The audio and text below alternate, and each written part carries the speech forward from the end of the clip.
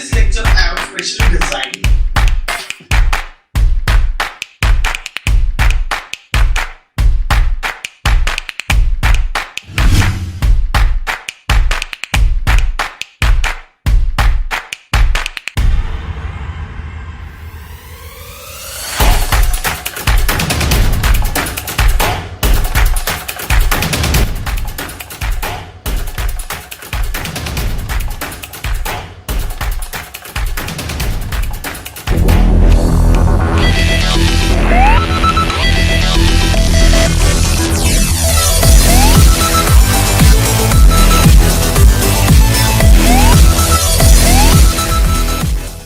Hey, hello students, welcome back.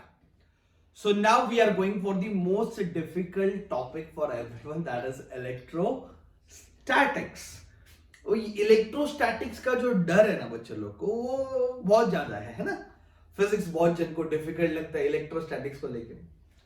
So believe me बच्चे लोग, electrostatics को अगर अपन सिस्टमैटिकली पढ़ेंगे ना तो इसमें आप फुल स्कोर कर सकते हो एकदम आराम से.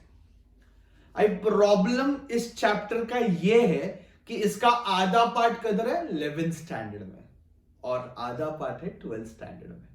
तो 11th में अगर आपने नहीं पढ़ा है तो definitely you are going to find it very much difficult to understand 12th standard. बराबर है.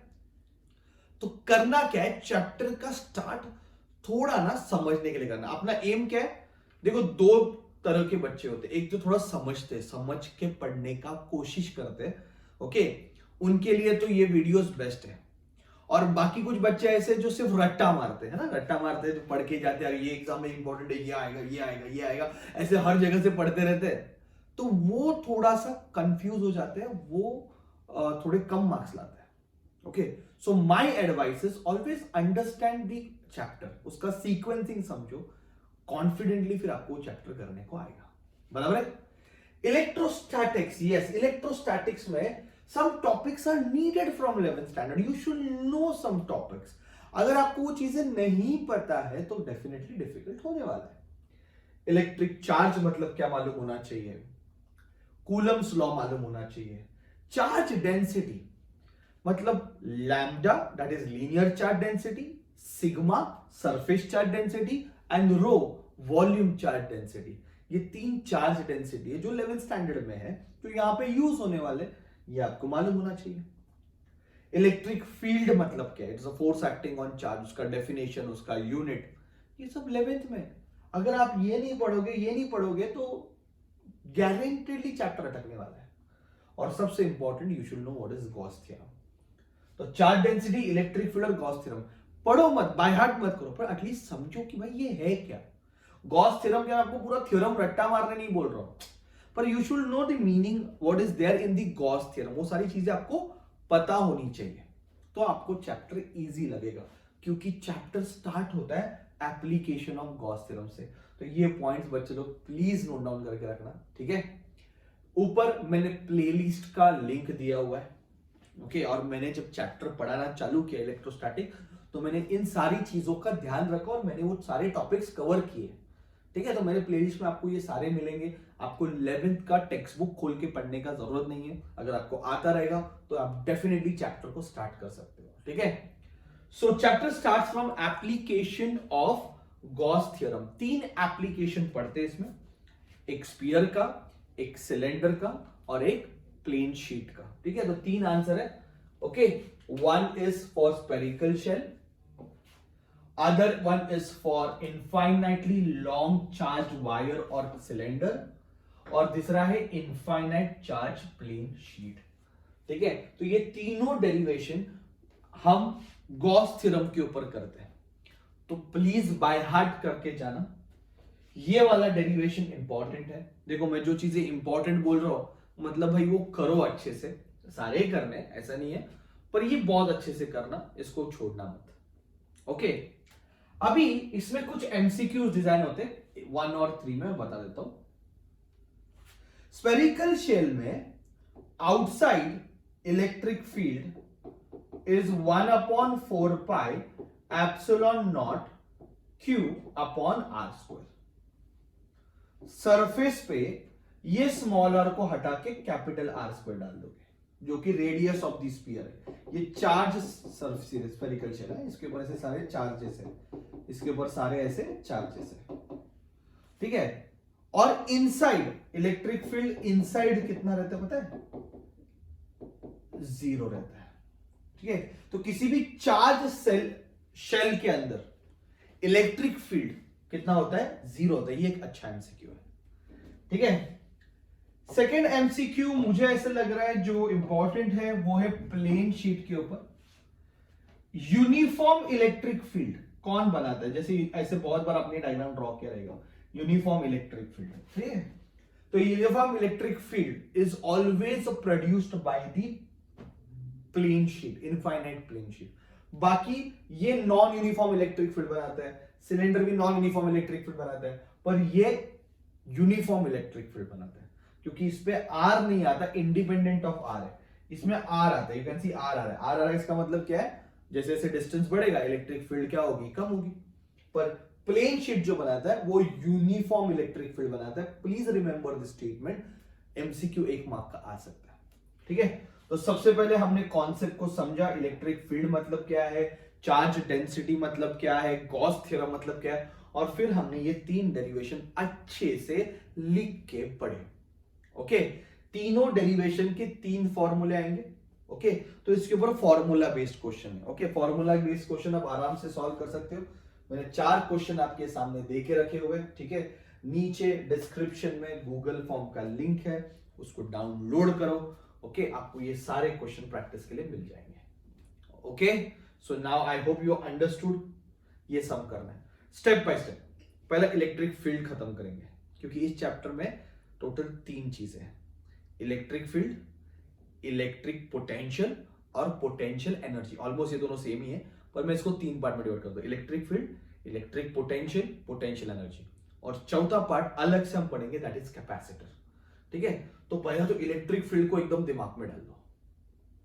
डन, यहां तक आपका इलेक्ट्रिक फील्ड खत्म हो जाएगा। 3 आंसर पढ़े, सम सॉल्व कर दिया, फॉर्मूले लर्न कर दिए, 3-3 4-4 बार लिखा, मस्त हो गया, ठीक है ना।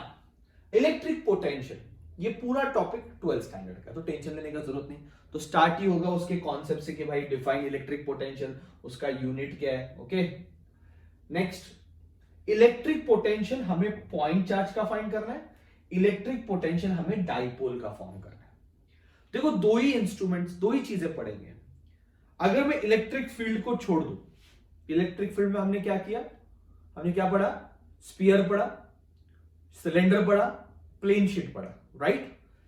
इलेक्ट्रिक पोटेंशियल में आप 2 ही चीज पढ़ते हो, एक पॉइंट चार्ज और दूसरा इलेक्ट्रिक डाइपोल। तो पोटेंशियल किसका फाइंड करना है? पॉइंट चार्ज का फाइंड करना है। पोटेंशियल किसका फाइंड करना है? डाइपोल का फाइंड करना है। भाई ये जो डेरिवेशन है बहुत बड़ा डेरिवेशन है, बहुत बहुत बड़ा डेरिवेशन। आपको अगर कोई डेरिवेशन नहीं आ रहा है तो स्टार्टिंग में मैंने प्लेलिस्ट का लिंक दिया था ऊपर, नीचे डिस्क्रिप्शन में भी लिंक है, आप चेक कर लेना। मतलब रट्टा मारना नहीं पड़ेगा, ठीक है, ज्यादा टाइम लगने वाला नहीं हो समझने के लिए। मेरे लिए ये दोनों चीजें बहुत इंपॉर्टेंट है। ओके, खास करके इलेक्ट्रिक पोटेंशियल फाइंड करना, पॉइंट चार्ज का। देखो ना, डेरिवेशन है, चैप्टर बहुत मैथमेटिकल है, इसलिए बहुत सारे बच्चे क्या करते हैं? स्किप करते हैं। पर ये थोड़ा समझ लो, 3-4 बार लिख के लर्न करना आना ही है, ठीक है। तो देखो, इलेक्ट्रिक पोटेंशियल स्टार्ट हो गया। इलेक्ट्रिक पोटेंशियल किसका पढ़ा? पॉइंट चार्ज का पढ़ा। इलेक्ट्रिक पोटेंशियल किसका पढ़ा? डाइपोल का पढ़ा। 2 आंसर हो गए। ओके, टोटल 6 क्वेश्चन, फिर दोनों के फॉर्मूले आने वाले। और ये जो है ये बहुत बहुत बहुत बड़ा डेरिवेशन है। फिर इसके ऊपर सम कर दिए, 2 सम मैंने पोटेंशियल पे दिए, फॉर्मूला बेस्ड सम से, जो फॉर्मूला बेस्ड सम है इजीली हो जाएंगे। 2 सम मैंने पोटेंशियल पे दिए, 1 सम मैंने किसके ऊपर दिया हुआ है? डाइपोल पे दिया हुआ है। तो फॉर्मूला लर्न करोगे, इजीली आपको ये सम सॉल्व करने को आ जाएंगे। डन। नेक्स्ट, अभी इलेक्ट्रिक फील्ड और इलेक्ट्रिक पोटेंशियल में रिलेशन फाइंड करना है। इलेक्ट्रिक फील्ड और इलेक्ट्रिक, मैंने ना चैप्टर का सीक्वेंस बदल दिया, आप समझते रहोगे। आप अगर टेक्स्ट बुक लेके बैठे और सर ने ये कहां से आंसर निकाला, तो मैंने इस चैप्टर को थोड़ा एक अलग सीक्वेंस में अरेंज किया ताकि वो ज्यादा अच्छे से समझ में आए, ठीक है। अभी एक बार आपने इलेक्ट्रिक पोटेंशियल पढ़ दिया, then you studied electric field. अभी दोनों में क्या रिलेशन है फाइंड करेंगे, और इसके रिलेशन वाला सम ये एग्जाम में आता है। और बच्चा मैं बता दूं, ये वाला सम जो कि बहुत इंपॉर्टेंट सम है, मैंने लास्ट ईयर भी बच्चे लोग को बताया था, वो लास्ट ईयर बोर्ड एग्जाम में आके गया। ओके, मेटल प्लेट्स के बीच में मस्त वाला क्वेश्चन है, यूनिक सम्स है ना। ठीक है, 7 क्वेश्चन हो गए, 8 सम सॉल्व कर दिए। चैप्टर ऑप्शन में डालने का जरूरत है नहीं है ना, आराम से सॉल्व कर सकते हैं ना। थोड़ा कॉन्फिडेंस तो दिखा, है कि नहीं, लिख के लर्न करना। चलो इलेक्ट्रिक पोटेंशियल हो गया, अभी क्या सर, पोटेंशियल हो गया, तो अभी एनर्जी पे बात करेंगे। एनर्जी में मैं ना आपको 2 ही क्वेश्चन, एक तो पोटेंशियल एनर्जी का डेरिवेशन दिया है, और 1 जूल मतलब क्या है, इलेक्ट्रॉन वोल्ट मतलब क्या है, आपको तो पता रहेगा। इलेक्ट्रॉन वोल्ट जो है वो एनर्जी का ही यूनिट है। ओके, 1 मार्क का क्वेश्चन डिजाइन हो सकता है, व्हाट इज इलेक्ट्रॉन वोल्ट, तो 1 जूल 1 इलेक्ट्रॉन वोल्ट, और दोनों में क्या रिलेशन है। ओके, तो मैंने आपको 2 ही आंसर दिए इसमें, only 2 answers I have given. 1 is the derivation for electric potential. वैसे तो बुक में बहुत सारे आप रीड करोगे, जितना रीड करोगे उतना कम है, पर मुझे 2 देने थे तो मैं 2 दे दिए, मुझे ऐसा लगता है, क्योंकि इसमें न्यूमेरिकल इंपॉर्टेंट है। 2 टाइप के न्यूमेरिकल आते हैं, इधर potential energy of a system of charges, potential energy of the system of charges, ये वाले क्वेश्चंस अच्छे क्वेश्चंस है, पर ये बहुत बड़े बड़े न्यूमेरिकल्स है, बड़े बड़े न्यूमेरिकल्स है।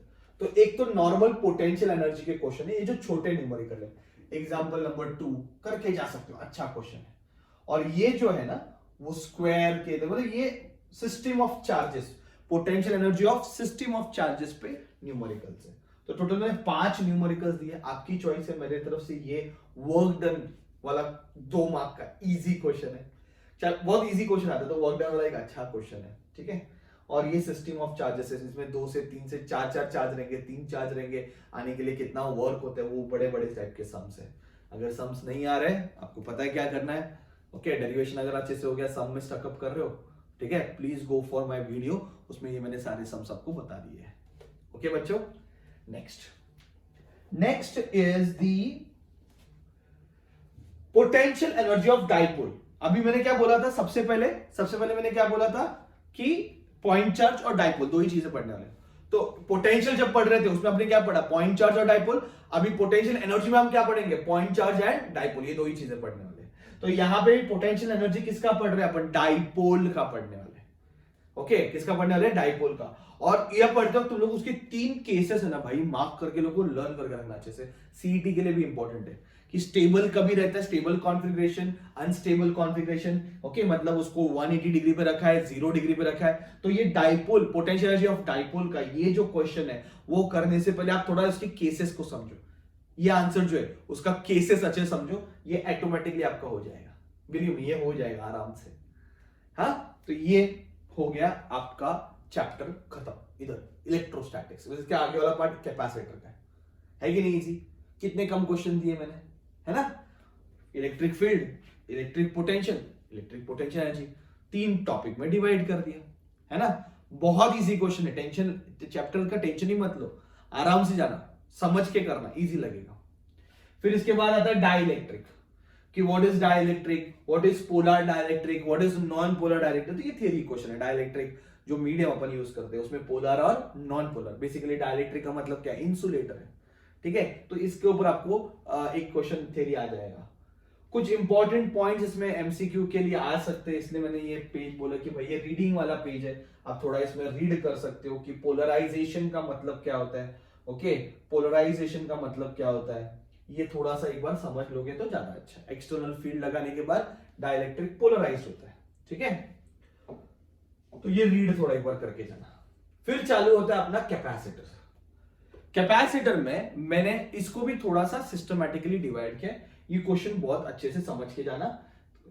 कैपेसिटेंस मतलब क्या, capacitance of a parallel plate capacitor connected in series और कनेक्टेड इन पैरेलल, जैसे resistance in series, resistance in parallel, बहुत चिंदी क्वेश्चन है, बहुत 2 मिनट का काम है। सीरीज और पैरेलल पढ़ लिया। फिर कैपेसिटेंस फाइंड करने का है, एक है without dielectric, I am very sorry ये नहीं, ये है, ये थोड़ा रब कर देता हूं, एक है विद डाइलेक्ट्रिक। तो जैसे आप कैपेसिटर पढ़ना चालू करोगे, सबसे पहले तो Q is equal to CV, ये फॉर्मूला डिराइव करोगे क्वेश्चन नंबर 11 से। ठीक है।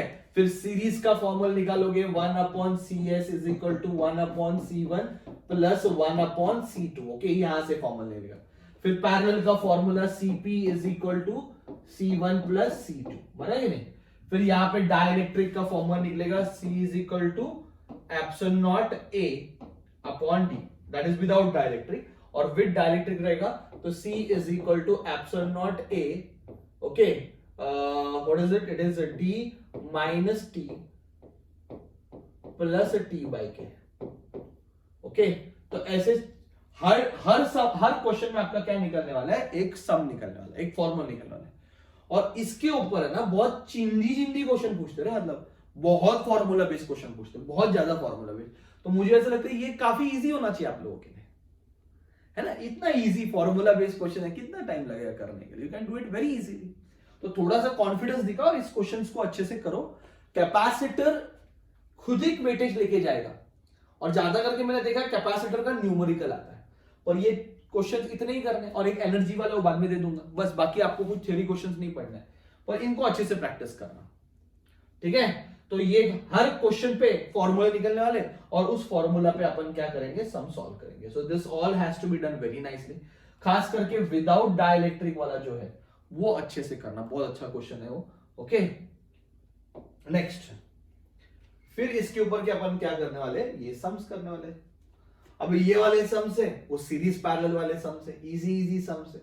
ओके, सीरीज और पैरेलल वाले सम्स है, कैपेसिटर सीरीज, कैपेसिटर पैरेलल।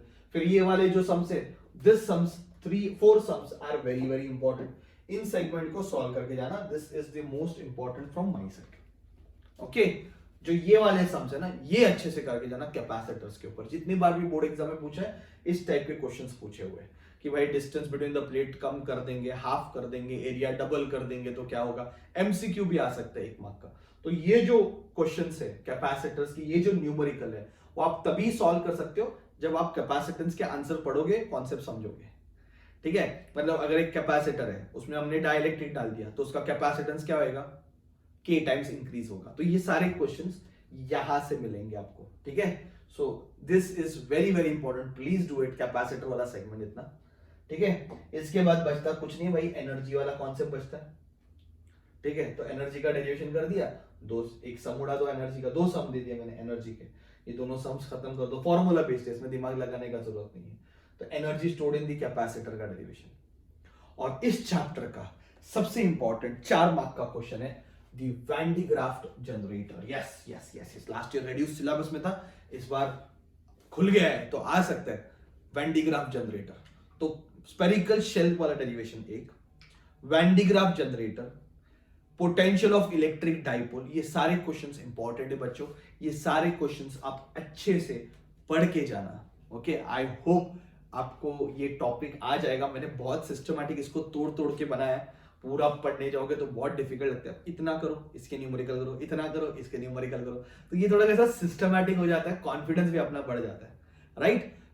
छोड़ना नहीं है चैप्टर को, इजी है। और खास करके कैपेसिटर अच्छे से पढ़ना बच्चा, कैपेसिटर ऑप्शन में मत डालना, आगे जाके आपको एसी सर्किट में वापस कैपेसिटर लगने वाला है। यहाँ पे ऑप्शन में डालोगे तो वो वाली चीजें भी ऑप्शन में जाएगी, और वो वहां के न्यूमेरिकल इंपॉर्टेंट है एलसीआर सर्किट के, तो वो सारे लिंक्ड है। तो please don't put capacitor for options, ठीक है। I hope you got it बच्चा लोग, थैंक यू वेरी मच।